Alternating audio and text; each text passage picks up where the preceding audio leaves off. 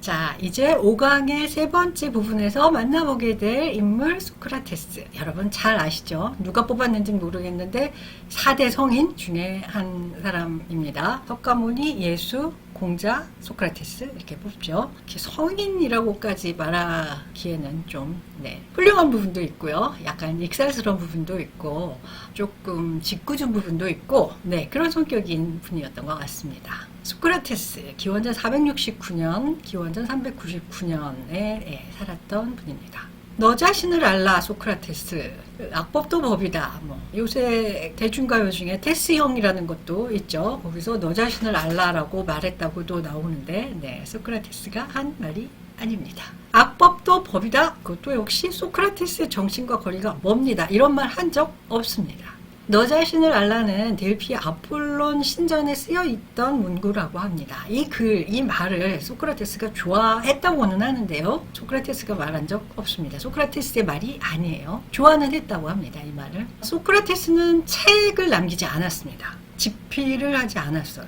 그 전에 많은 학자들이 많은 책을 썼는데요. 데모크리투스는 70권을 썼다고 하고요. 소크라테스도 똑똑한 사람이었기 때문에 책을 쓸만 했는데 안 썼습니다. 못 쓴 게 아니라 안 썼어요. 일부러. 그 이유는 나중에 설명을 드리겠습니다. 책을 안 남겼고요. 아테네 시내에 나가서 시장, 아고라, 광장 이런 데 가서 사람들과 만나 여러 가지 주제에 대해서 대화만 끊임없이 많이 했습니다. 이 대화의 내용이 기록된 문헌들이 여러 가지가 있는데요. 이 문헌 중에는 아리스토파네스, 희극 작가의 작품 구름이라는 데에서도 나오고요. 크세노폰이라고 하는 사람의 작품, 플라톤의 작품 이런 데 대화의 내용이 기록이 되어 있습니다. 소크라테스 자신이 책을 안 남겼기 때문에 딴 사람의 책에 전해지는 글로 소크라테스의 사상에 대해서 우리가 알 수밖에 없습니다. 아리스토파네스의 작품 구름이라는 희극에 소크라테스가 나오는데요. 소피스트로 나온다고 합니다. 구름을 신처럼 떠받들기도 하고요. 수업료를 받고 논쟁수를 가르치는 소피스트로 묘사가 되고 있어요. 소피스트가 대화법, 우리가 나중에 산파술이라고 보게 되는 소크라테스가 대화하는 어떤 방식이 있는데 그 대화법이 얼핏 보면 소피스트하고 많이 비슷했다고 합니다. 이 구름이라고 하는 희극 작품은 디오니소스 축제에서 기원전 423년에 공연이 됐다고 해요. 소크라테스도 그 공연을 보러 갔대요. 자기가 나온다니까. 관객들이 극 속에 소크라테스를 보며 깔깔깔깔 웃는 동안에 관람석에 서 있었다 그래요. 앉아있지 않고 서 있었대요. 나는 그런 사람이 아니야. 이런 말을 하고 싶었을까요? 크세노폰도 소크라테스의 제자이기는 합니다. 소크라테스가 죽은 다음에 소크라테스에 대한 회상이라는 책을 썼어요. 그런데 여기에는 스승의 일상적인 모습 그리고 법정에서의 변론 기록 이런 건 나오는데 철학적 사상은 별로 안 나옵니다. 크세노폰 자신이 그런 철학자는 아니었던 것이죠. 소크라테스의 제자이긴 하였으나. 그러면 철학적으로 중요한 자료는 역시 플라톤의 대화편입니다. 플라톤의 대화편은 30몇 편 정도가 있습니다. 30편 좀 넘는데요. 그 중에서 플라톤의 작품인지 아닌지 불확실한 것도 있기는 있어요. 확실히 플라톤의 작품이다라고 하는 것만 한 30몇 편 됩니다. 플라톤의 대화편은 대화입니다. 마치 보면 여러분들 많이 보셨을 수도 있는데요. 플라톤의 작품은 전부 다 시나리오 혹은 희곡처럼 되어 있습니다. 누가 뭐라고 말했다. 누가 뭐라고 말했다. 근데 말했다는 건 없고 그냥 아무개 이렇게 대화, 이렇게 대사들로만 이루어져 있습니다. 주인공의 소크라테스가 다른 인물과 대화하는 그런 형식입니다. 소크라테스의 철학적인 관점과 방법론이 잘 드러납니다. 즉 플라톤은 소크라테스의 제자였는데 자기 작품의 주인공이 항상 누구냐? 플라톤 자신이냐? 노, 절대 아닙니다. 다 소크라테스가 주인공입니다. 오늘날 우리가 알고 있는 소크라테스 사상은 전부 다 플라톤의 저술을 통해 알게 된 것입니다. 그래서 소크라테스 문제라는 것이 나오게 됩니다. 소크라테스 문제란 무엇이냐? 플라톤 대화편에 나오는 소크라테스의 모습 혹은 소크라테스의 주장 이런 것이 실제로 존재했던 소크라테스를 그대로 그려낸 것인지 아니면 소크라테스의 입을 통해서 플라톤이 자기의 사상을 피력하고 있는 것인지 스승의 입을 통해서 그것을 말합니다. 플라톤이 내 생각엔 이러하다 라고 쓴 작품이 하나도 없어요. 내 생각엔 이러하다는 없습니다. 소크라테스가 이렇게 말했다만 존재합니다. 그러니까 소크라테스의 입을 통해서 플라톤이 자기 주장을 하고 있는 건지 아니면 실제로 소크라테스가 이런 생각을 했는지가 교묘하게 구별이 안 되는 부분이 있습니다. 그래서 그것이 어느 것이냐 하는 문제, 이 내용은 역사적 소크라테스가 한 말이냐 아니면 플라톤의 주장이냐를 가려내는 것이 바로 소크라테스 문제입니다. 이것만 연구하는 학자들이 수없이 많이 있었겠죠. 네, 당연히 그렇습니다. 그래서 학자들이 연구한 결과 어느 정도 의견 일치가 이루어지고 있습니다. 플라톤이 젊은 시절에 쓴 초기 대화편은 대체로 역사적 소크라테스에 가까운 것으로 추정이 됩니다. 젊은 시절에 쓴 초기 대화편에서는 스승에 대한 기억이 아직 생생하고요. 플라톤의 독자적 철학이 아직 성숙하기 전이기 때문에 그렇습니다. 플라톤은 스승 소크라테스가 독약을 마시고 사형을 당할 그 무렵에 약 27세였다고 합니다. 아주 젊었죠. 네. 소크라테스의 변론, 크리톤, 향연, 에우티프론, 이 네 가지 작품을 소크라테스 대화편이라고 부릅니다. 이 네 가지가 바로 초기 대화편이고, 여기 나오는 에피소드나 대화 내용은 역사적인 소크라테스를 충실하게 반영하는 것으로 그렇게 우리가 생각하고 있습니다. 이 각각은 굉장히 얇아요. 그래서 이 네 가지를 묶어서 책 한 권으로 만드는 경우가 상당히 많이 있습니다. 이 네 가지의 공통점이 있기 때문에 그렇죠. 이 네 가지가 바로 역사적 소크라테스를 비교적 제대로 그대로 플라톤 자신의 생각을 섞지 않고 역사적 소크라테스를 반영한 작품이라서 그렇습니다.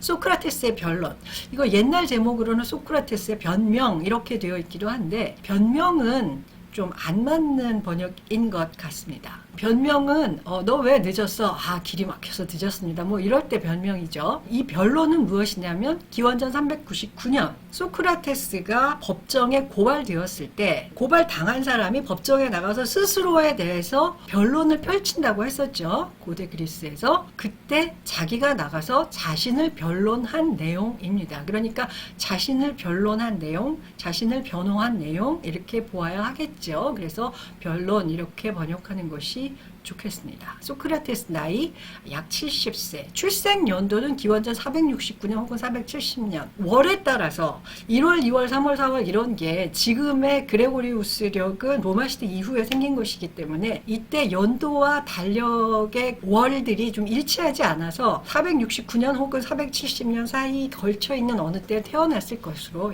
추정을 합니다.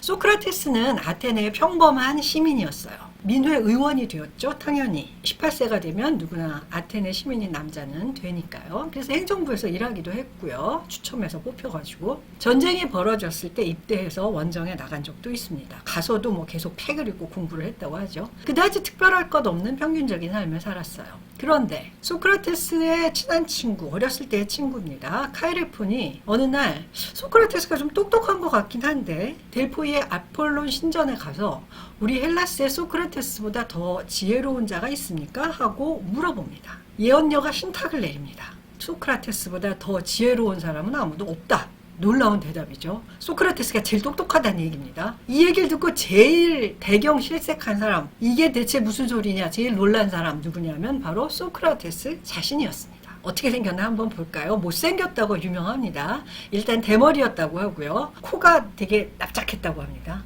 키는 아주 작고 좀 짜리몽땅? 이건 그래도 좀 잘 묘사한 것 같기는 한데요. 기원전 4세기 그리스의 조각가 루시포스가 소크라테스의 모습을 동상으로 제작한 것이 있었는데 그것을 모사한 작품이라고 해요. 1세기 로마 작품 대리석 조각입니다. 약간 못생겼나요? 안 못생긴 것 같기도 하고. 네. 자, 이 소크라테스의 변론에 나오는 이야기입니다. 나보다 똑똑한 사람이 없다. 신께서 과연 무슨 말씀을 하시는 것일까? 이 수수께끼는 대체 무슨 뜻일까? 나야말로 큰일이든 작은일이든 매사에 지혜롭지 못하고 똑똑하지 못하다는 걸 나는 잘 아는데 신께서는 무슨 뜻으로 내가 세상에서 제일 지혜로운 자라고 말씀하신 걸까? 신께서 거짓말을 하실 리는 없고 아무리 생각해봐도 나는 내가 제일 똑똑한 것 같지가 않고 궁금한 겁니다. 이 수수께끼를 풀고자 하는 것이 바로 소크라테스의 평생의 노력입니다. 소크라테스는 신탁이 사실인가? 이거 확인해보고 싶어서 자기보다 더 똑똑하고 지혜로워 보이는 사람을 찾아갑니다.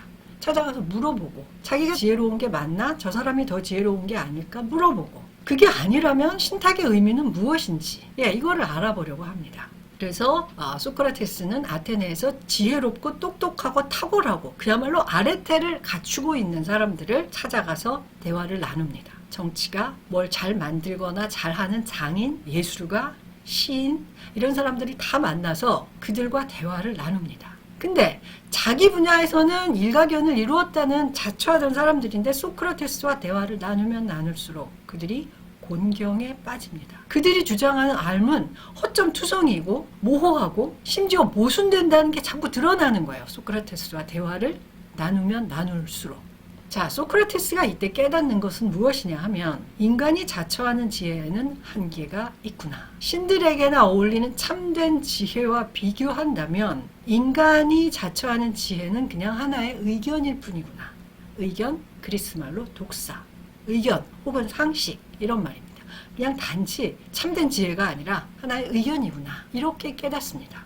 당시 아테네에서 가장 지혜롭다는 사람들조차 사물의 진정한 본성은 모르고 있다는 점을 알게 됩니다. 소크라테스는 자기 혼자서 인간의 한계와 무지를 자각합니다. 이것을 무지의 지라고 부르죠. 이 무지의 지를 약간 다르게 해석해서 나는 아무것도 모른다는 것을 알고 있어 로 해석한 건 헬레니즘 시대의 일인데요. 사실 그 뜻은 아닙니다.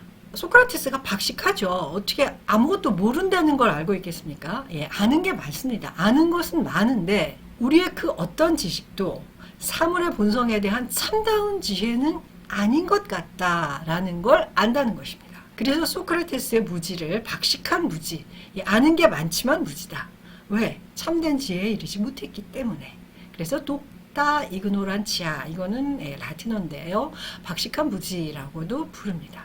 소크라테스가 말하는 무지는 난 아무것도 몰라요가 아니고요. 우리 인간의 지식이 참된 지혜는 아니다 라는 뜻이라고 해석을 해야 됩니다.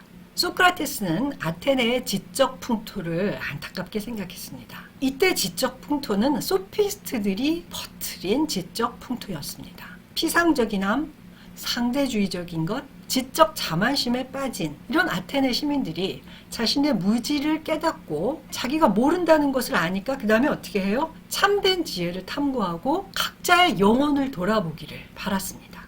그래서 이 과업을 신이 자신에게 내린 소명으로 여겼던 것입니다. 즉 그 신탁은 아테네 사람들이 참된 지혜를 탐구하고 각자의 영혼을 돌보라고 자기를 통해서 신이 말씀하시는구나 라고 생각을 했다는 겁니다. 그래서 이 과업을 신이 자신에게 내린 소명으로 여기고요. 그러니까 아테네 시민들을 일깨우는 거죠. 신탁이 자신을 가장 지혜로운 사람으로 지목한 것은 바로 이 일, 즉 아테네 시민들을 일깨우라는 그 일을 떠맡으라는 명령이라고 받아들입니다. 신탁을 그렇게 받아들인 뒤에 신에게 헌신하는 마음으로 이 일에 남은 생애를 다 바치게 됩니다. 소크라테스 변론에 나오는 또 한 대목이요. 내가 미덕, 여기서 미덕은 여러 가지 좋은 것들입니다. 아레테를 포함해서 그 밖에 대화를 통해 나 자신과 다른 사람들에게 캐묻곤 하던 여러분들이 들었던 그런 주제들에 관해서 날마다 대화하는 것이야말로 인간에게는 최고선입니다. 캐묻지 않고 따지지 않고 사는 삶은 인간에게는 살 가치가 없습니다. 캐묻는 삶이야말로 살 가치가 있는 삶이다. 이런 뜻입니다. 소크라테스는 대화로 철학을 했습니다. 책을 안 썼다 그랬죠? 왜 안 썼느냐? 책에 대해 회의적으로 생각했어요. 책은 저자의 생각을 일방적으로 전달하죠. 그렇죠. 여러분 책을 보면 저자의 생각을 일방적으로 이렇게 보기만 하죠. 독자는. 저자와 대화를 나눌 수는 없죠. 요즘 뭐 책을 새로 출간한 분들이 독자와의 대화 이런 시간을 따로 가지기도 합니다만은 그 책 자체는 저자의 생각을 일방적으로 주장하는 것이기 때문에 진정한 소통은 아니라고 본 것입니다. 책을 보다가 이상한 점 물어볼 것이 있는데 책을 보고 물어볼 수는 없으니까요. 그렇죠? 그래서 선택한 것이 대화입니다. 대화는 상대와 상호작용하면서 생각과 삶의 태도를 나누기 때문에 최선의 철학적 소통 방법이라고 생각했던 것이죠. 아까 말했지만 4대 성인 중에 다른 분들도 좀 이러셨던 것 같아요. 예를 들어 석가모니도 누가 뭘 물어보시면 거기에 대해서 뭐 제자, 사리자야 하면서 이야기를 한다든가, 공자도 어떤 왕이 잘 통치하려면 어떻게 해야 합니까 하고 물어보면 왕이시여 이렇게 해야 합니다 라고 말한다든가, 혹은 예수도 누가 뭐에 대해서 어떻게 하는 것이 뭐 율법을 지키는 것입니까? 라고 물어보면 서로 사랑하여라 라든지 이렇게 누가 뭘 물어볼 때 대답을 해요. 자기의 주장을 일방적으로 저술하지 않았습니다. 그 성인들은. 소크라테스도 마찬가지였어요. 누가 뭘 물어보면 거기에 대해서 대답하고 또 물어보고 대답하고 이런 방식으로 철학을 펼쳐갔던 것입니다. 이걸 잘 보여주는 철학적 대화의 예로 에우티프론을 같이 잠깐 살펴보시겠습니다. 아주 짤막한 대화편입니다. 이게 초기 대화편인데요. 에우티프론은 길에서 소크라테스를 만나서 경건에 대해서 대화를 나누게 됩니다. 에우티프론이 길을 가던 중이었는데 어디를 가던 중이었냐면 자기 아버지를 고발하러 가던 중이었어요. 아버지가 노예를 어떻게 때려서 살해를 하게 됩니다. 그래서 살인죄로 고발을 해요.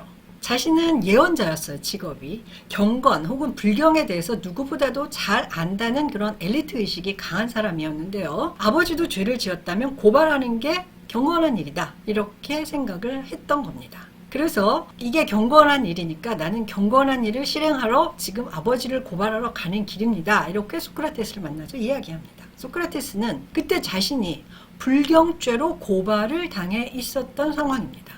아테네 신들을 모독했다. 이런 불경죄.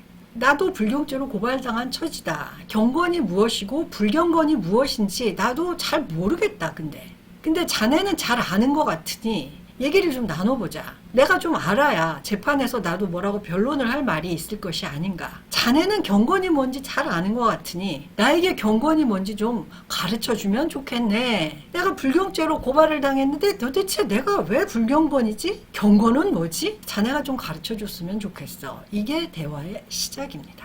자, 소크라테스, 그러면 말해보게. 자네는 경건은 무엇이고 불경은 무엇이라고 주장하는가? 경건이란 에우티프론의 대답입니다. 살인을 하거나 성스러운 물건을 훔치거나 그 밖에 다른 범행을 저지른 범인을 고발하는 게 경건입니다. 아버지건 어머니건 누구라도 범행을 저지르면 고발하는 게 경건입니다. 이보게 에우티프론, 경건이 무엇이냐고 물었더니 자네는 경건한 행위 중에 한두 가지 예를 들어주는군. 내가 자네에게 요청한 건 그게 아니고 모든 경건한 것이 경건한 것이게끔 하는 형상, 에이도스, 본질이라는 뜻이기도 합니다. 그런 걸 말해달라는 것이었네. 내가 그 형상을 눈여겨보고 기준으로 사용해서 자네나 다른 사람 혹은 내 행위도 그것과 일치하면 경건하고 그것과 일치하지 않으면 불경하다고 말할 수 있는 그런 형상을 말해달라는 것이네. 소크라테스 선생님, 그렇게 하겠습니다. 그렇게 해주기를 원하는 에우티프론. 그렇다면 신들에게 사랑받는 일이 경건한 것이고 신들에게 사랑받지 못하는 것은 불경합니다. 이렇게 대답을 합니다. 아주 훌륭해 에우티프론. 내가 부탁한 대로 대답을 했네. 그런데 자네 대답이 옳은지 아닌지는 조금 더 검토를 해봐야겠네. 이렇게 하고 이 대화편이 또 지나갑니다. 소크라테스의 질문은 경건이란 무엇인가입니다. 뭐뭐는 무엇인가? 이건 소크라테스의 아주 독특한 질문입니다. 즉, 좋음은 무엇인가? 아름다움은 무엇인가? 정의는 무엇인가? 정의란 무엇인가? 마이클 샌델의 책도 있죠. 덕은 무엇인가? 용기는 무엇인가? 이런 뭐뭐는 무엇인가가 바로 소크라테스적인 질문입니다. 플라톤의 대화편마다 이런 질문이 하나씩 나와서 그 대화편의 주제가 되고 있습니다. 에우티프론에서는 경건이 주제가 되고 있습니다. 플라톤의 여러 대화편에서 아주 비슷한 대화편들이 나옵니다. 이 비슷한 패턴이라고 하는 것은 뭐뭐란 무엇인가라는 사람들이 첫 번째로 뭐뭐 하다라고 볼 수 있는 예를 열거합니다. 에우티프론도 경건이란 이런 거야 라고 답하는 게 아니고요. 경건한 행동 몇 가지를 예를 들어 줍니다. 근데 그렇게 답하면 얘가 경건한 것인지는 알 수 있는데 예시되지 않은 다른 것, 즉 소크라테스의 철학 이런 거는 경건한지 아닌지 여전히 알 수가 없습니다. 즉 경건한지 아닌지 그 기준이 뭔가 이거를 제시해 달라는 것이 소크라테스의 요청인 것이죠. 소크라테스의 철학이 경건한가 아닌가? 소크라테스 본인은 나는 신의 신탁을 듣고 신에 대한 헌신으로 철학을 해왔다라고 하니 경건한 것이다 라고 주장할 수 있습니다. 그런데 소크라테스를 고발한 사람들은 소크라테스가 철학을 한다면서 아테네의 전통적 신을 거부하고 있다. 그러니 불경하다. 이렇게 볼 수도 있는 것이죠. 즉 경건과 불경을 구별하는 기준이 필요한 것이죠. 기준 없이 사례만 나열하면 대답이 만족스럽지 않은 것입니다. 당시 사람들은 경건의 기준, 절대적 기준을 물어보지 않았던 것이에요. 소크라테스가 보기에. 그걸 한 번도 생각도 안 해본 것이죠. 몇 가지 사례를 통해서 경건을 이해한다 라고만 생각을 한 것입니다. 그게 모호하고 불충분한 이해다, 불충분한 지혜다, 이런 점은 알지 못했던 것이죠. 소피스트의 상대주의는 입장에 따라 판단이 얼마든지 다를 수 있기 때문에 가치의 절대적 기준이 아예 없다고 했던 것이죠. 그런데 소크라테스는 절대적 기준을 물어보고 있습니다. 그래서 사례를 드는 것 가지고는 만족할 수 없어요. 에우티프론처럼 사례를 드는 것은 소피스트들의 전형적인 화법입니다. 자, 얘 몇 가지 들어줬어, 됐어, 이런 게 경건이, 알았지? 그 다음으로 넘어가, 이렇게 했던 것이죠. 소크라테스는 무지를 자각하고 참된 지혜를 얻으려면 상대주의를 버리고 절대적이고 보편타당한, 누구에게나 그렇다고 수긍할 만한 그런 본성을 우리가 알아야 그게 참된 지혜라고 생각을 했던 것입니다. 상대주의를 버리고 절대적이고 보편타당한 본성을 인식해야 한다. 이게 이제 소크라테스의 주장인데요. 절대적이고 보편타당한 본성을 그리스 말로 에이도스, 우리말로는 형상, 어떤 모습이라는 뜻도 되고요. 그것의 본성이라는 뜻도 됩니다. 경건한 행위들을 경건한 행위이게끔 해주는 어떤 본성, 특징, 경건함의 본질, 이게 형상입니다. 형상을 알면 그것을 기준으로 해서 구체적 행동이 경건한지 아닌지 판별이 가능해집니다. 이 형상을 알고자 하는 것, 이게 바로 뭐뭐란 무엇인가, what is, 무엇 이라는 질문의 목표이고 의도입니다. 즉 본질을 파악하지 않은 것이죠. 질문은 그런데 그 다음에 또 생겨납니다. 경건의 형상, 즉 경건의 본질을 알면 사람이 경건해지나요? 경건한 행동을 바로 하게 되나요? 그게 문제의 포인트입니다. 아는 것과 행위하는 것 다르지 않습니까? 여러분, 착한 행동이 뭔지는 알죠? 그런데 누구나 다 착한 행동을 합니까? 아니죠? 소크라테스는 알면 행한다고 보았어요. 암과 덕은 하나다. 이걸 지행합일 이렇게 옮기는 분들도 있는데요. 이거는 동양에서 말하는 지행합일과 다릅니다. 동양에서 말하는 지행합일은요, 알면 아는 대로 행동해야 마땅하다. 네가 착하게 사는 게 좋은 일이야 라고 안다면 반드시 착하게 살아야 한다 라고 일종의 윤리적인 명령을 내리는 것입니다. 그런데 소크라테스는 그게 아니에요.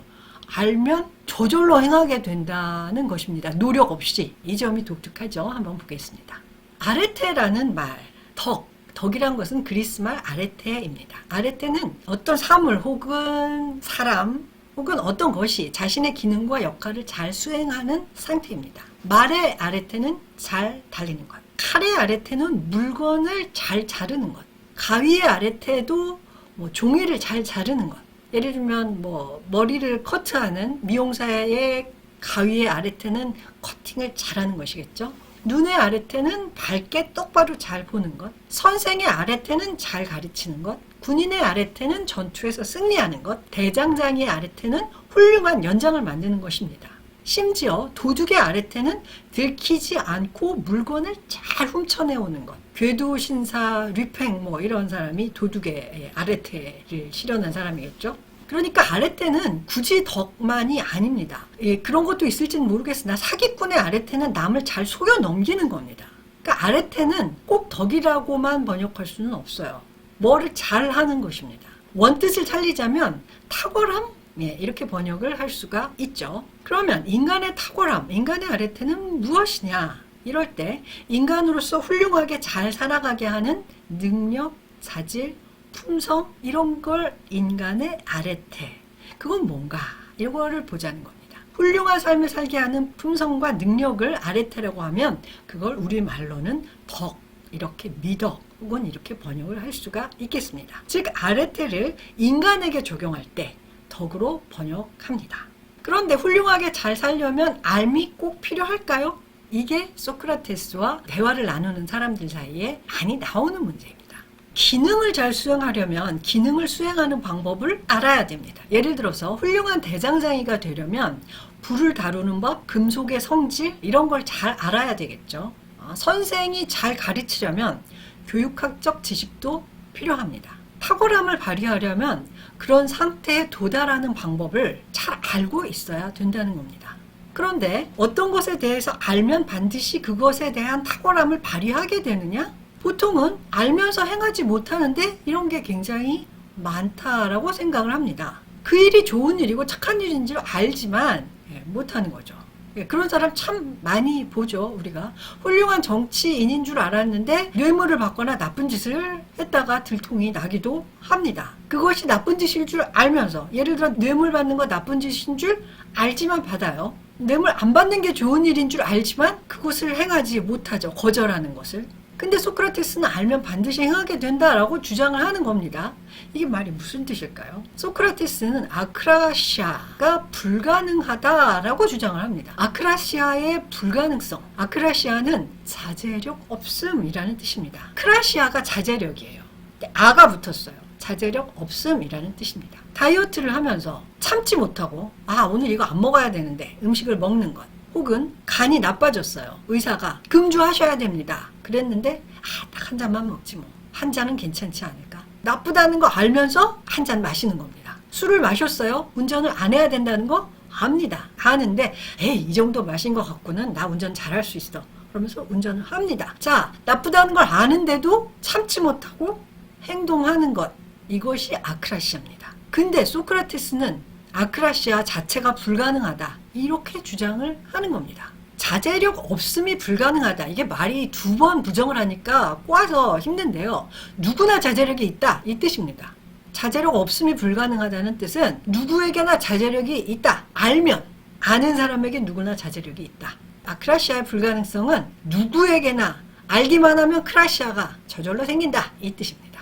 아크라시아가 불가능한 이유 두 가지. 첫 번째, 소크라테스가 말하는 알은 이론적 알이 아니고요. 할 줄 아는 알입니다. 실천적인 알이에요.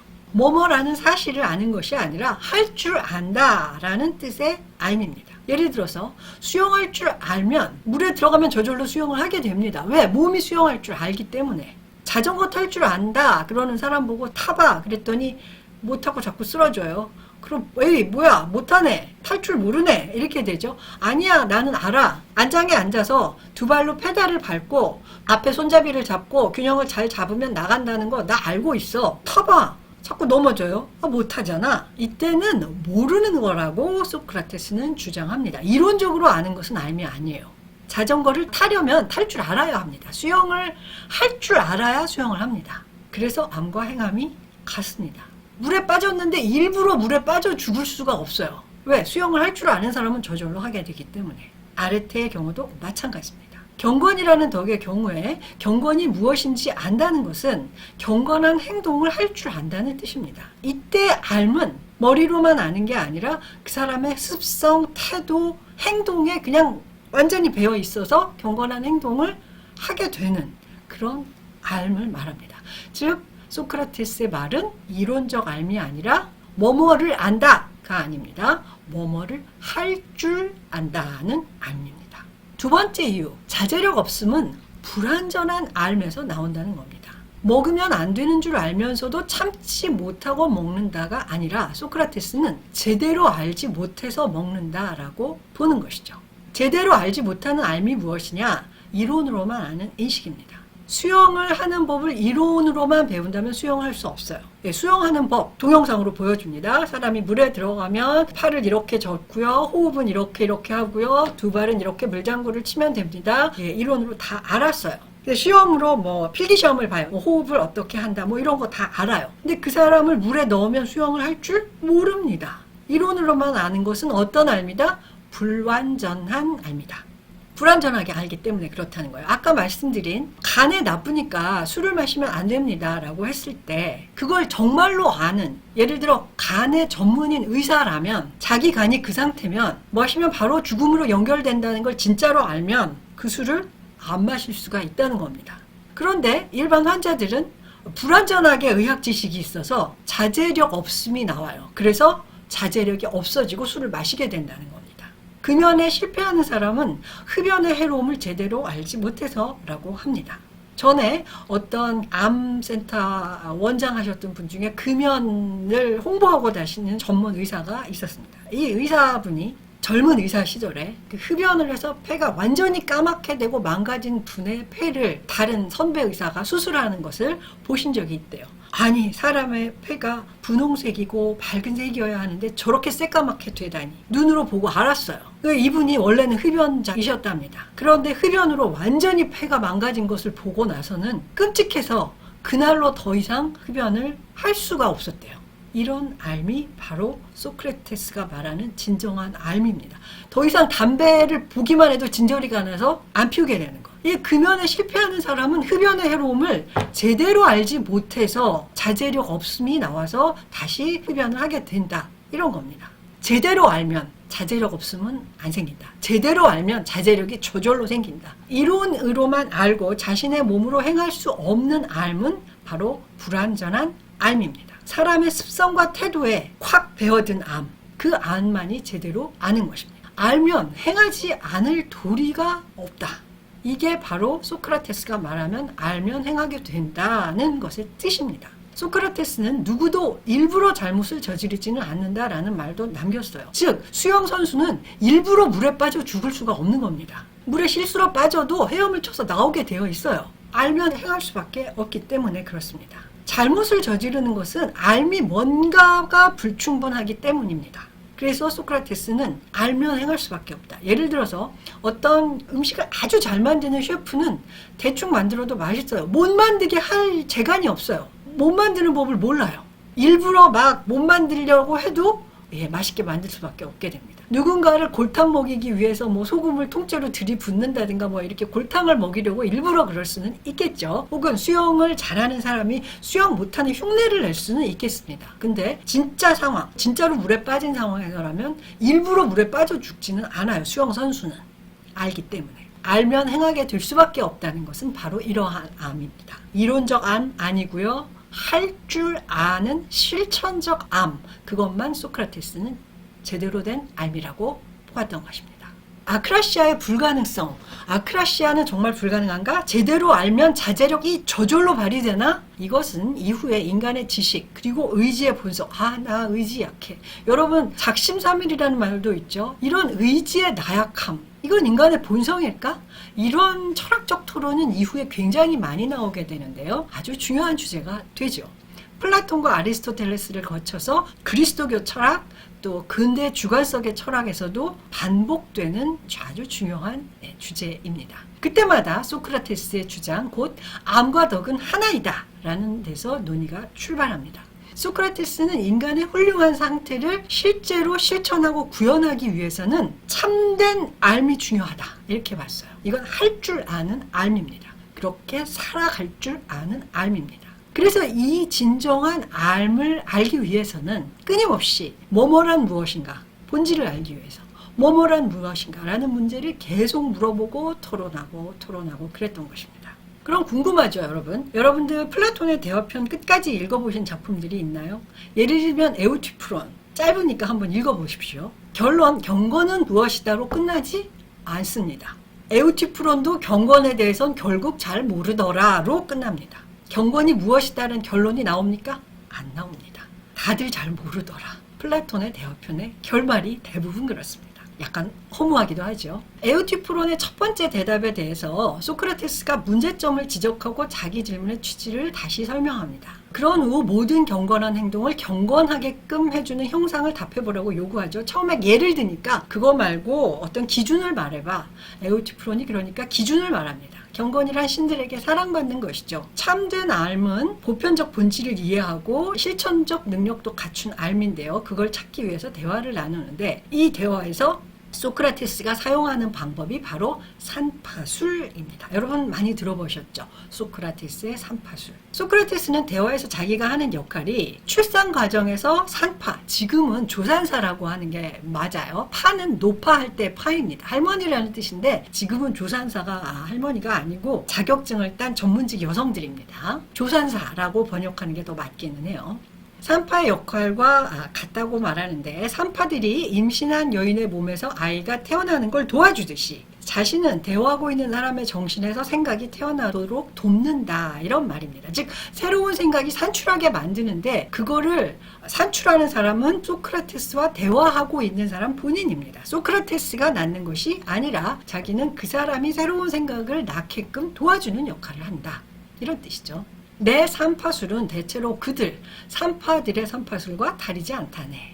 차이점이 있다면 내가 돌보는 것은 여자들이 아니라 남자들이며, 왜? 소크라테스는 대화 상대가 거의 다 남자입니다. 그래서 내 관심사는 그들의 몸이 아니라 출산하는 그들의 혼, 영혼이라는 것이랄까? 내 기술의 가장 중요한 점은 젊은이의 생각이 출산하는 그 생각이 모상이거나 가짜인지 아니면 생명이 있는 진짜인지 온갖 방법으로 시험할 수 있다는 거네. 그러니까 산출한 생각이 과연 정말로 참된 지혜인지 아닌지를 판별할 능력이 나에게 있는 것이라네. 이게 플라톤 테아이테토스 편에 나오는 이야기입니다. 소크라테스는 대화 상대를 철학적 사유로 인도하고 새로운 중요한 생각을 산출할 수 있도록 도와준다는 그런 주장입니다.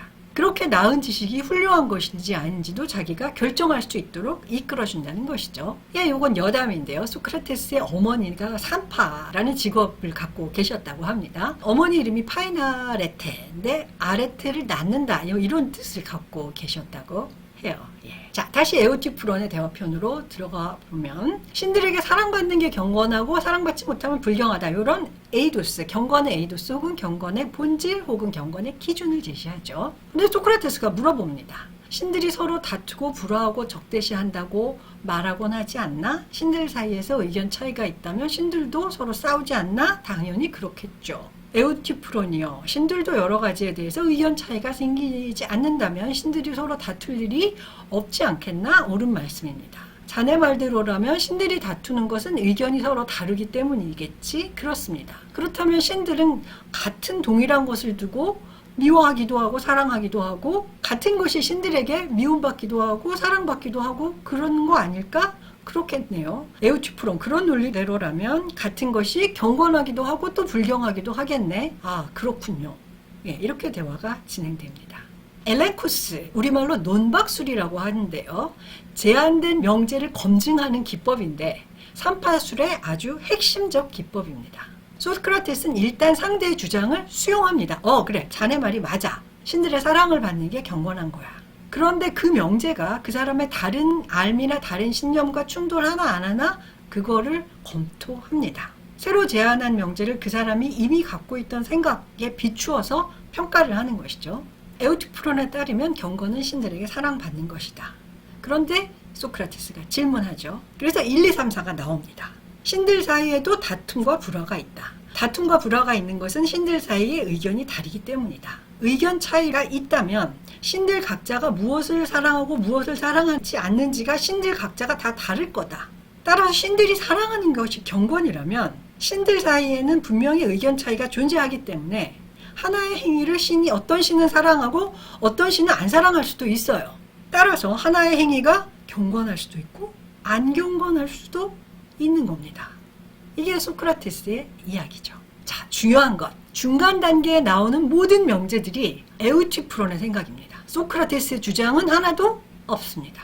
다른 데서 근거를 가져온 게 아니라 그 에우티프론 자신의 기존 신념과 알을 바탕으로 해서 논증을 끌어가는데 결국 에우티프론, 네가 내린 정의는 너의 기존 생각과 일치하지 않는다. 네가 내린 결론 혹은 본질 혹은 기준은 기존 생각과 일치하지 않는다라는 사실을 밝혀내는 겁니다.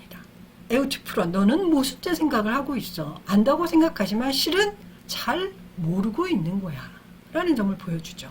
이렇게 되면 에우티프론은 어떻겠습니까? 좀 기분이 상하지 않겠습니까? 소크라테스는 자신과 대화를 나눈 사람이 자신이 잘 모른다는 사실을 깨우치고 탐구해야겠어 라고 들어서기를 바랐지만 소크라테스와 대화를 나눈 후에 대개의 사람들이 수치와 분노를 느낍니다. 뭔가 창피하고 열받아요. 대개는 소크라테스의 적이 되어버립니다. 그러면 A와 토론하고 적이 되고 B와 토론하고 적이 되고 C와 또 대화하면 적이 되면 소크라테스는 대화를 나누면 나눌수록 적이 어때요? 많아집니다. 차츰 공공의 적이 되어버립니다. 특히 귀족, 지식인 계층, 뭔가 기득권을 가진 사람, 잘난 척하는 사람, 엘리트층, 이런 사람들에게 반감을 아주 많이 삽니다. 왜? 그런 사람들과 대화를 나누기 때문에. 일반 나는 잘 몰라요. 아는 게 별로 없어요. 이런 서민들하고는 대화를 잘 안 나누죠. 왜? 안다고 생각하는 사람을 찾아가서 그들이 지혜가 있나 없나, 자기가 더 지혜로운 거 아닌가, 이거를 생각해 보려고 했던 것이니까요. 그러니까 귀족, 기득권층의 반감을 사게 될 수밖에 없죠. 그래서 기득권층과 귀족들은 전통과 권위를 위협하고 자신들의 기득권에 소크라테스가 도전한다고 느끼게 됩니다. 그래서 기원전 399년 70세가 된 소크라테스는 아테네의 신을 섬기지 않고 젊은이들을 타락시킨다는 불경죄 혐의로 시민법정에 고발이 됩니다. 소크라테스의 변론 보실까요? 플라톤의 대화편입니다. 아까 설명드린 대로 소크라테스가 법정에서 여러 배심원들을 상대로 자신의 입장을 이야기합니다. 이때 배심원층은 민회 같은 데 나오는 아테네 시민들이었는데 501명이었다고 전해집니다. 왜 501명이냐면 500명이면 소크라테스와 유죄와 무죄를 판결하는 데 있어서 250대 250이 나오면 판결을 내릴 수가 없잖아요. 그래서 홀수라야 됩니다. 그래서 501명이 그 이야기를 배심원의 입장에서 들었다고 합니다. 소크라테스의 변론은 특이하게 1인칭입니다. 플라톤의 대화편은 전부 다 그 대화로 되어 있는데 소크라테스의 변론만은 대화가 아니고 독백입니다. 독백. 연설문이니까요. 혼자서 많은 배심원을 상대로 이야기를 펼쳐갑니다. 법정에서 자신이 받은 혐의를 하나씩 조목조목 반박하고 변론을 펼칩니다. 나에게 씌워진 이 혐의는 다 부당합니다. 왜 부당하냐 하면 이렇게 설명을 하는 거죠. 이걸 하느라고 철학을 하게 된 동기, 목표, 재판이 열리기까지의 과정을 전부 다 언급을 합니다. 그리고 자기가 그동안 철학을 멈출 수 없었던, 즉 철학적 대화를 멈추지 않았던 이유를 설명합니다. 일종의 자서전일 수도 있고요. 회고록일 수도 있습니다. 이때 플라톤은 27살이었고요. 배심원 자격으로 이 재판에 참여했고요. 스승의 변론과 사형 선고 과정을 지켜보았습니다. 아마 무죄 쪽에 투표를 하지 않았을까요? 그랬겠죠?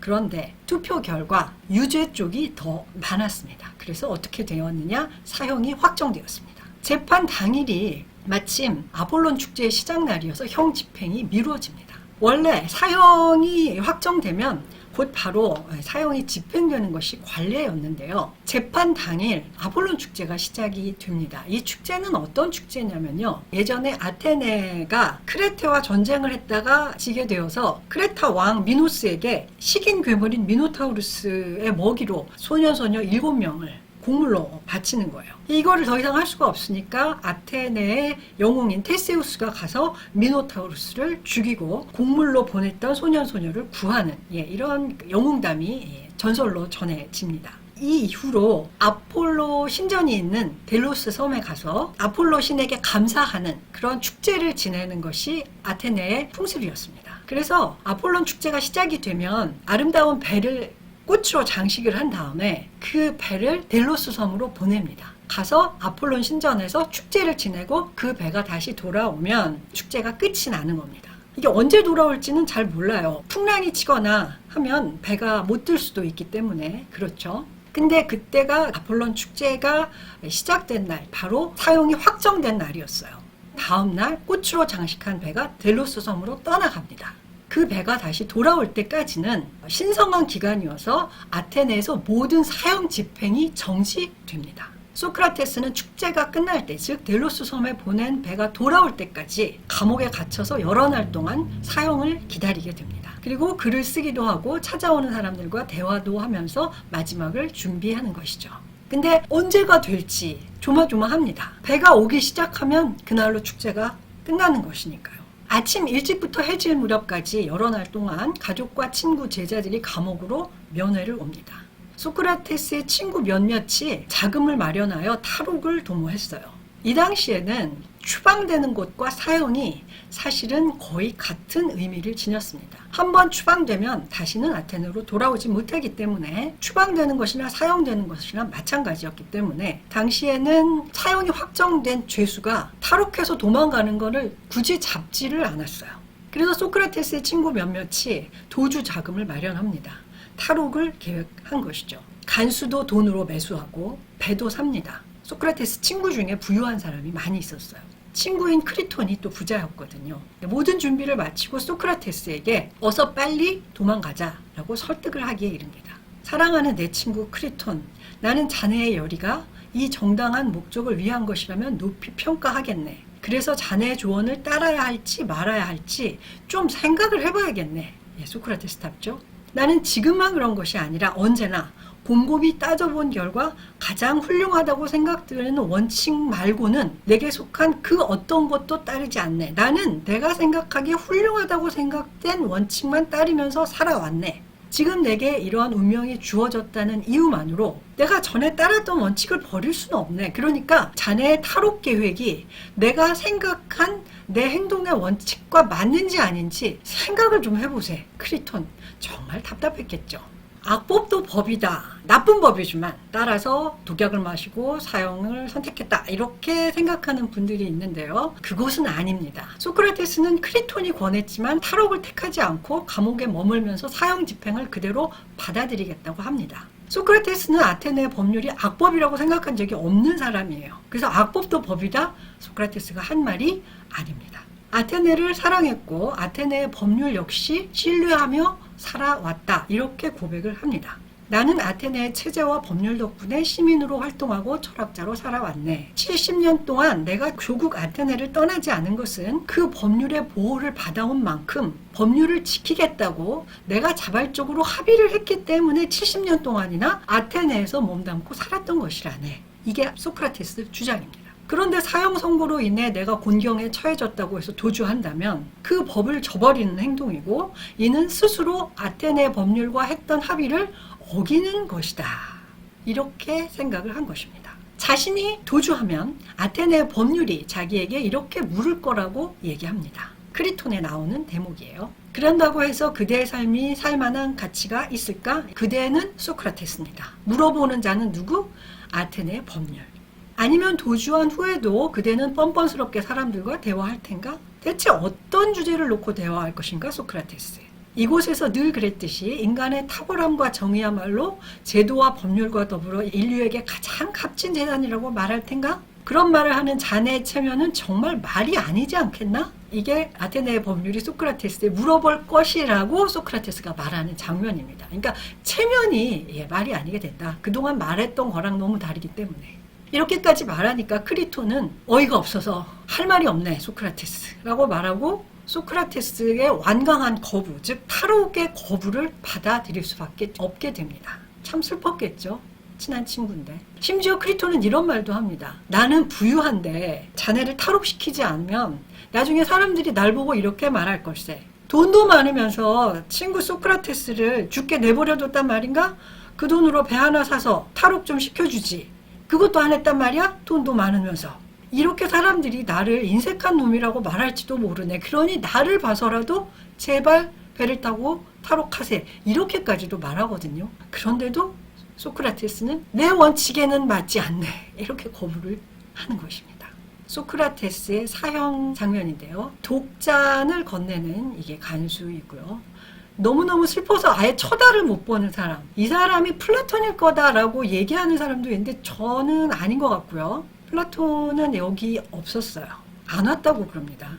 이날. 너무 슬퍼서. 제가 보기에는 이 돌아 앉은 이분이 크리톤이 아닐까 생각이 들고요. 이분들은 심미아 스케베스 아마 파이돈 편에 나오는 그 대화 상대자들. 소크라테스는 굉장히 담담한 표정으로 나는 저 천상세계로 갈 거네 라고 얘기하면서 독배를 받아드는 그런 모습입니다. 이 사람이 누구냐를 놓고는 사실 정해지지는 않았어요. 저는 크리톤일 것이다 이렇게 생각을 합니다. 네. 파이돈은 소크라테스의 임종 장면이 자세히 묘사된 대화편입니다. 플라톤은 몸이 아파서 임종에 참여하지 않았다고 하는데요. 그거는 아닌 것 같고요. 너무 슬퍼서 독배를 받는 날 참아보지 못하고 오지 못하지 않았을까 이렇게 추정이 됩니다. 파이돈에 나오는 소크라테스의 마지막 말은 크리톤, 우리는 아스클레피오스에게 수탉 한 마리를 빚지고 있네. 잊지 말고 그분께 빚진 것 좀 갚아주게. 이런 말을 크리톤에게 부탁으로 남깁니다. 아스클레피오스는 의술과 치료를 담당하는 신입니다. 환자가 병이 나으면 아스클레피오스 신에게 수탉 한 마리를 바치는 게 당시 관례라고 해요. 수탉 한 마리는 한 몇만 원 안 했겠죠. 지금으로 치면. 소크라테스는 자기 죽음이 그런 치료 과정이라고 보고요. 육체의 덫에서 벗어나 영혼이 자유로워지고 더 좋은 삶에 한 걸음 다가설 수 있게 되었다고 합니다. 나이가 70세쯤 됐으니까 뭐 여기저기 아픈 데도 있지 않았을까요? 그런데 삶을 끝냄으로써 그런 모든 병과 고통과 고난에서 치료가 되는 것이죠. 그래서 아스클레피오스에게 수탉 한 마리를 바쳐달라고 친구 크리톤에게 부탁을 하는 것입니다. 영혼의 거처가 여기든 어디든 자신이 살아온 삶과 자신의 목표를 계속 이어갈 거다. 이렇게 주장을 하는 것입니다. 죽음도 삶의 일부라면 삶의 이야기를 의미 있게 이어가는 사건이 됩니다. 그래서 그는 죽음까지도 받아들임으로써 자신을 점검하는 삶의 가치를 끝까지 고집스럽게 지켜냅니다. 죽음의 순간까지도 자기 삶의 일관성을 놓지 않고 그대로 지켜가는 것이 이 소크라테스에 있어서는 사는 것 자체보다 더 중요했던 것이죠. 정의, 또 인간의 탁월함, 아레테라고 했죠.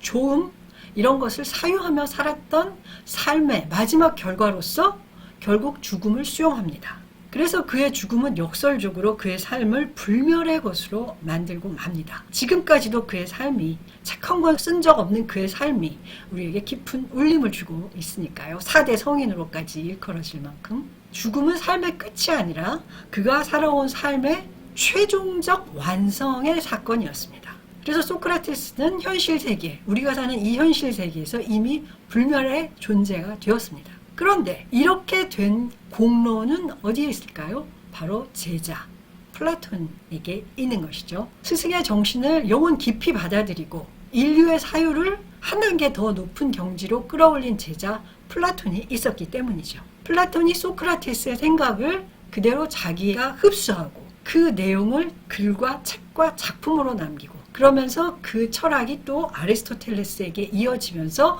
서양 철학의 역사를 지배하였기 때문에 이 플라톤의 공로로 소크라테스의 이러한 삶이 불멸의 삶으로 우리에게까지 남을 수 있었던 것입니다. 자, 이렇게 해서 오늘은 5강 철학이 삶의 세계로 뛰어들어서 소피스트와 소크라테스가 어떤 생각을 펼쳐갔는지를 같이 살펴보았습니다. 그러면 소크라테스를 이렇게 불멸의 존재로 만든 위대한 그의 제자이자 위대한 철학자 플라톤에 대해서 다음번 6강에서 여러분과 만나보도록 하겠습니다. 들어주셔서 대단히 고맙습니다. 6강에서 또 뵙겠습니다. 감사합니다.